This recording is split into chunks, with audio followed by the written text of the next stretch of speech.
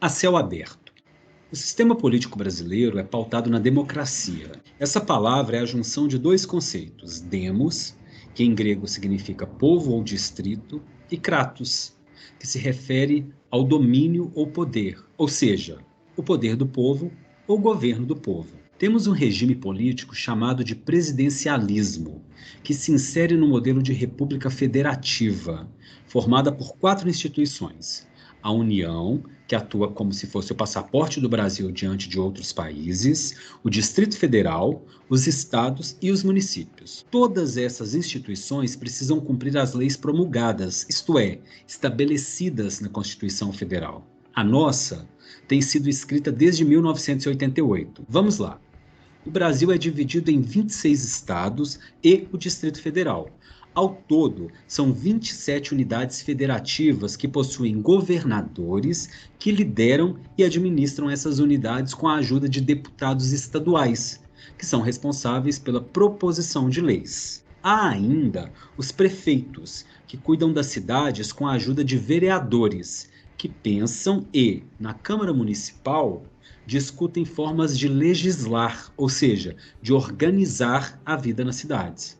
Trocando em miúdos, suponhamos que a cidade de Timóteo, Minas Gerais, onde eu resido, tenha um problema grave com relação à poluição do ar e dos rios que serpenteiam a cidade e a falta de saneamento básico praticamente inexistente em vários bairros. É apenas uma hipótese, tá, gente? E, ao mesmo tempo, os cidadãos estejam pagando 100% da taxa de esgoto sobre o valor do consumo de água.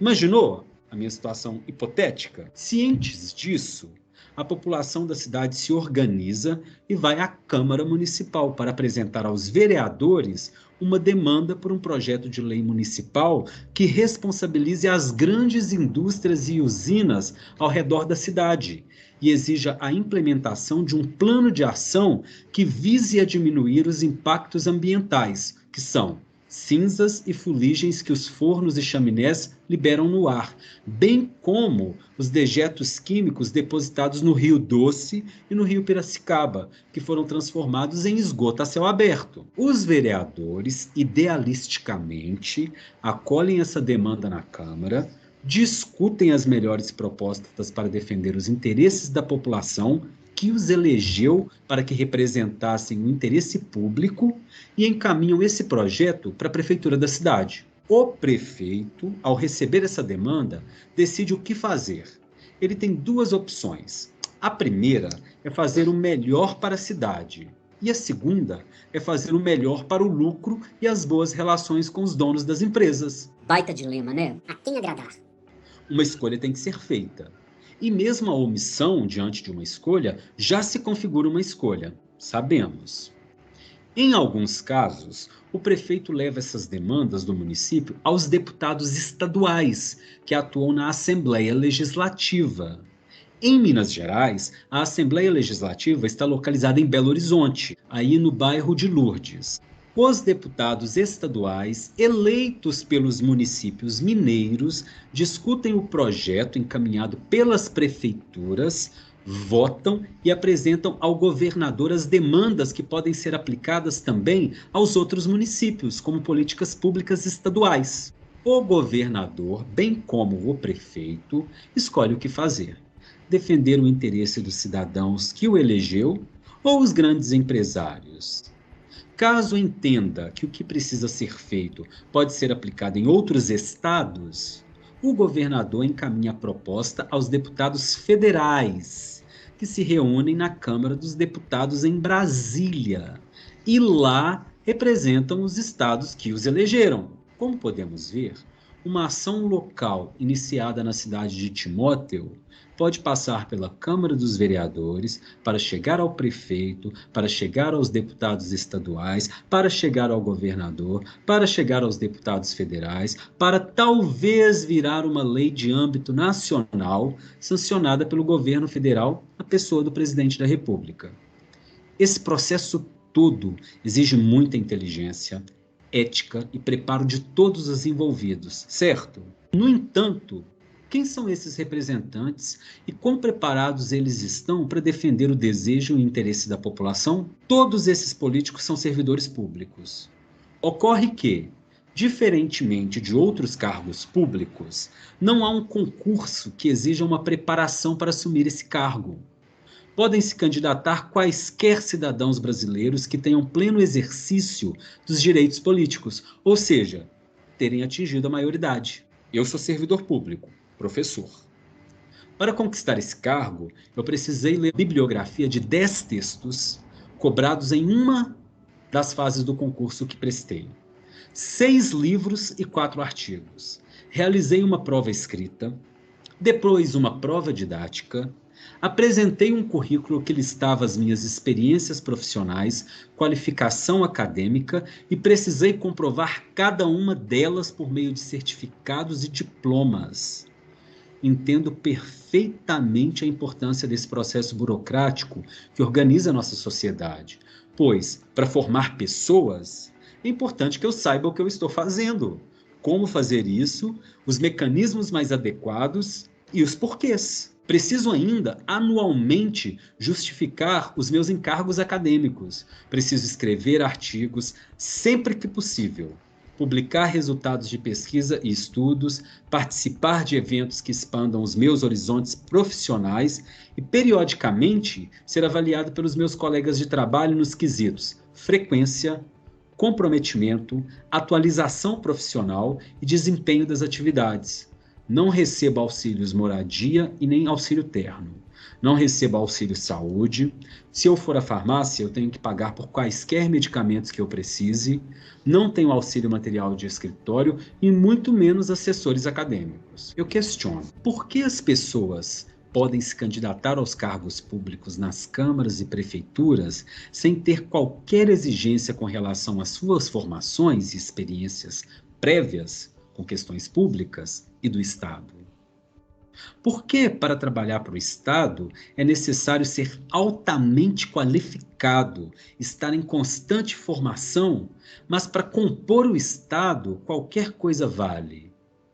Por que as pessoas que desejam legislar e propor soluções para os problemas ambientais, educacionais, de saúde pública e urbanos que afetam a população inteira de um município ou estado, essas pessoas são menos cobradas com relação às suas capacidades de ocuparem aqueles cargos que um professor ou servidores do SUS, por exemplo, que precisam realizar concursos públicos para se elegerem? Você já se questionou quais são os impactos que isso acarreta sobre as nossas vidas e para o tipo de política que é feita? Eu não quero mais um candidato despreparado que olha para o pobre e o veja como miserável e haja como se essa pessoa precisasse de sua salvação à la jesuítas. Não precisamos de candidatos homofóbicos, racistas, amigo de criminoso miliciano, que vivam em bolhas de privilégios sociais. Qual é a utilidade de um candidato que parasita o sistema político e é uma ameba intelectual? Houve até um rumor de que teríamos um candidato playboy, simplório e que acha que o pobre brasileiro precisa de reformar uma lata velha e assim estaria tudo resolvido. Ou seja, um negacionista das desigualdades e das violências que ocorrem diariamente no Brasil. Esse, sem dúvida, seria o candidato que já fecha os olhos para o terrível racismo e exclusão social aos quais estamos sujeitos nesse país. Um caldeirão do horror. Não quero artistas ou celebridades na política. Eu vou te contar o que eu desejo. Eu quero mesmo uma pessoa que entenda de periferia, que saiba que aumentar 15 centavos no preço da passagem pode custar o pão das crianças, que já tenha precisado do SUS, que defenda e que seja grato à escola pública e aos professores que nela atuam, que saiba o que é ficar vigiando a tela do monitor do caixa no supermercado para ver se o dinheiro vai dar, que entenda as relações socioeconômicas e como o racismo é estrutural e cruel. Alguém que lute para combater essa discriminação e não tenha medo de denunciá-la. Um candidato ou candidata que esteja buscando se formar cada vez melhor e estar preparado para entender a sociedade e assim propor mudanças que possam reduzir essas disparidades, incluir os que estão às margens e promover um estado de bem-estar social não como um privilégio de poucos, mas como um direito de todos e todas. Já descobrimos que política não é lugar de palhaços e nem um ambiente apropriado para pessoas que desconheçam a história do país, negacionistas das descobertas científicas ou que estejam prestes a cair das bordas da Terra plana. Da política, as vidas das pessoas dependem. Esse negócio de que política, religião e futebol não se discutem foi inventado para te controlar.